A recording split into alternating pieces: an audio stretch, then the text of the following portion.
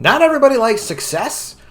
This is coming from Bounding Into Comics' Kickstarter campaign for Keanu Reeves' BRZRKR, under fire from industry professionals. Now, this is only a few comic book artists that seem to have a problem with people being successful, but there are a few of them, and it shows you how silly these people are. Let's get into this article coming from Bounding Into Comics. The recent announcement of a Kickstarter campaign for Boom Studios and actor Keanu Reeves' new comic series, BRZRKR, has sparked an outcry among some comic book professionals. They're very upset. I would be upset, actually, if you didn't subscribe to my channel. Click the bell for notifications. It will help me a lot. I appreciate that. Now, they believe the use of the crowdfunding platform is both detrimental to the health of the industry and insulting to creators. Described as a brutally violent new series about one immortal warrior's fight through the ages, Boom Studios and Reeves announced the Kickstarter for BRZRKR, the comic graphic novel series from the iconic Keanu Reeves. Everybody knows Keanu. I can know who he is. You can know who he is. You have to admit, you love that joke. Everybody knows him. And it launched on September 1st, and it's already doing amazing. Amazing. It's up to $500,000. It's got 27 days to go. Their goal, oh my God, $500,000, $1,000. It's going to do phenomenal. I mean, it's already going to, I mean, who knows what it'll do? According to this backer kit tracking thing that I use, this says it's going to go over $5 million. It doesn't mean it's going to go over $5 million, but very likely will break $1 million, $1.5 million, maybe $2 million. We'll see what happens. Quote, the man known only as BRZRKR is half mortal and half god, cursed and compelled to violence, even as the sacrifice of his sanity. At the sacrifice, reads the Kickstarter page. But after wandering the world for centuries, BRZRKR may have finally found a refuge, working for the U.S. government to fight the battles too violent and too dangerous for anyone else. In exchange, BRZRKR will be granted the one thing he desires, the truth about his endless blood-soaked existence, and how to end it. Alongside Reeves, the series production team will include writer Matt Kindt, who wrote Ninjak, and XO Man of War, artist Ron Garney, who worked on Amazing Spider-Man and Uncanny X-Force, colorist Bill Crabtree, who does look like he's doing a nice job, and letterer Clem Robbins. As of the writing, the Kickstarter campaign has raised $333,000, so, it's much more than that right now. However, in light of the book's crowdfunding successes, some members of the comic book industry, now this is the comic book store industry, as I like to call it, and actually, though, some of these people do get outside of comic book stores. They're into the book trade as well. This person, Gail, she works on projects that do get outside of comic book stores. I can't even see why they're complaining. Well, some of them have taken issues with Boom Studios' decision to use the Kickstarter platform for the series, particularly due to the studio's alleged history of underpaying its employees. Gail Galligan, best known for her graphic novel adaptations of the Babysitter's Club books, found herself absolutely cackling at the idea of a major comic book publisher, which has deals with Netflix and Universal, not all of those pay all that much money, by the way, hopping onto Kickstarter to fund their Keanu Reeves written comic book. What Gail might also not know is that Boom is partially owned. That's right, partially owned, with a significant stake by Fox Studios that bought their stake in 2017 before they sold themselves to Disney. Gail says, I do need you to know that I'm absolutely cackling at the idea of a major comic book publisher which has deals with Netflix and Universal hopping onto Kickstarter. Gail, chill the F out. The great thing about Kickstarter, the great thing about Indiegogo, which us Comicsgate guys love to use, we prefer that much more to Kickstarter. We don't touch Kickstarter really.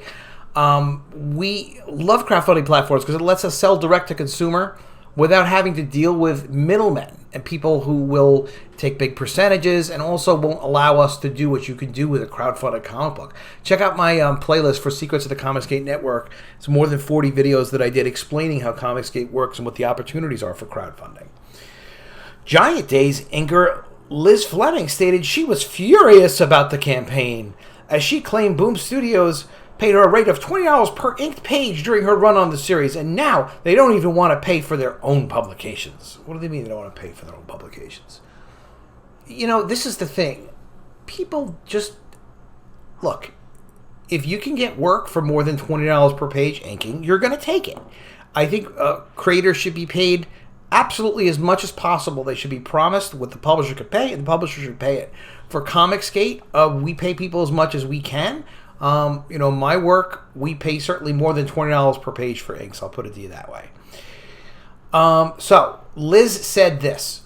Well, with Boom doing a damn Kickstarter like they're not a massive company with huge pre-existing followings and Netflix deals, it's a great time to remind everyone I was paid $20 per inked page during my run on Giant Days. 20! I'm so furious. 4 years I spent doing everything you could imagine under the sun comics-wise for that company, making raisins? And now they... raisins, I guess. And now they don't even want to pay their own publications. Pay for their own publications. The calculation. I'm disgusted. Liz, this is just marketing, dear.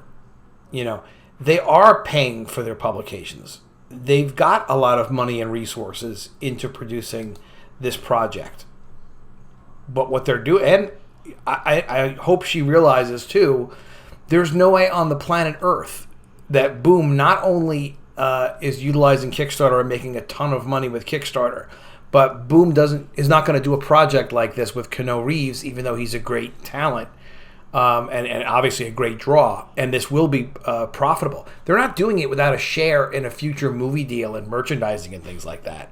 I guarantee you that the Boom people are producers on this project. If a film gets made, they'll make another few million at least, and potentially considerably more than that. All funded by Kickstarter fans. And, Keanu Reeves... I'm not going to get into it and play it right here, but I'll give you a link in the description. He's actually in the trailer. It's one thing to do a deal with a big name, and we got that with Comicsgate did an Expendables project, which is a phenomenal project, did really, really well. Was Sylvester Stallone as a co-writer, but he wasn't in the trailer. But, oh my gosh, like getting a talent like Keanu Reeves in the trailer? Look at this. How cool is this? He's in the actual trailer. That's great for Kickstarter. It's great for comic books. It's great for crowdfunding. It's great for creators. You can see these numbers go up as I'm making the video. Good for him. Good for comics. Unbelievable benefit to doing that.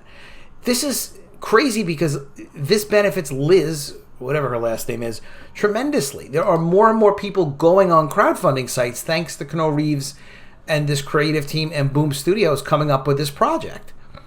So if there's another, 5,000 people, my God, 4,800 backers so far, he wind up with like 15,000 backers at the end of the day.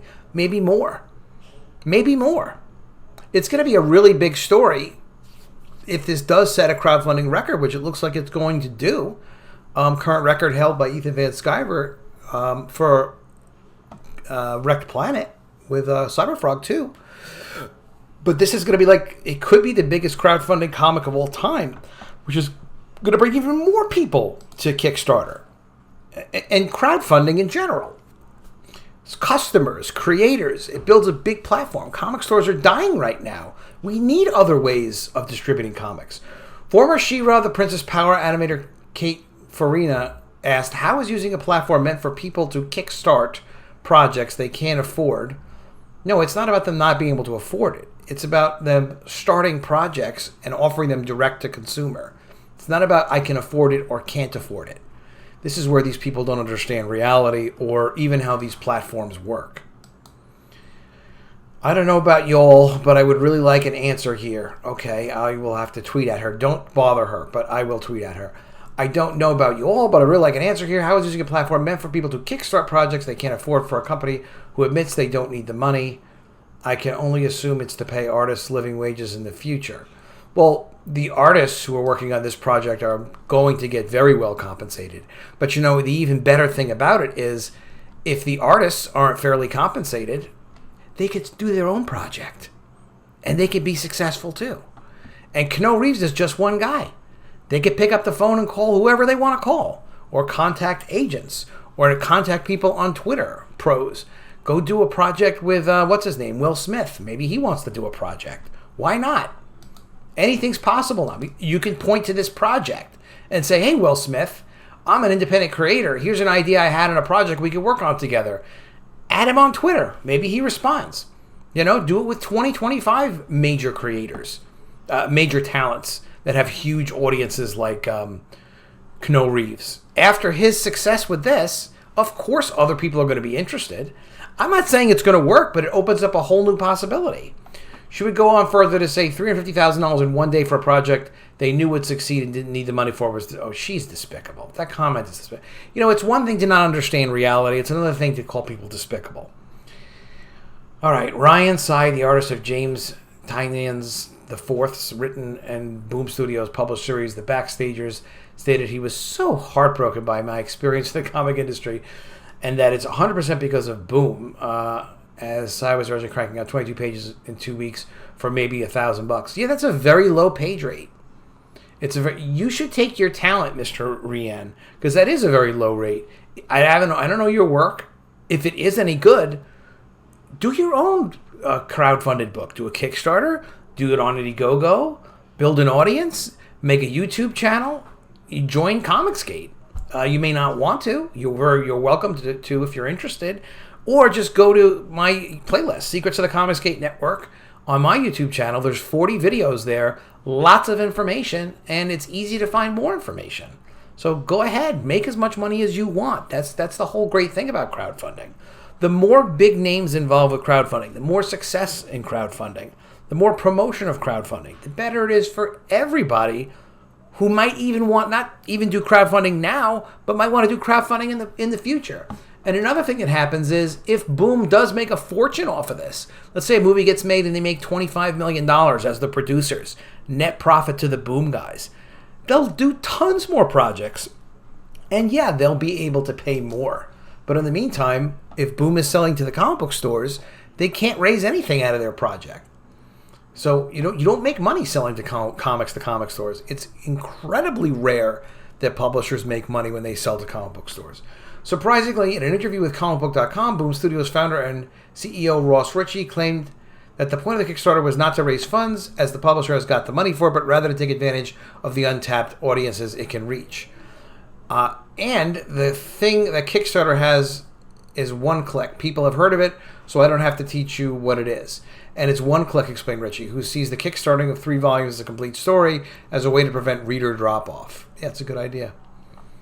It's a lot to promise, but they've done big numbers, so they'll have no problem delivering.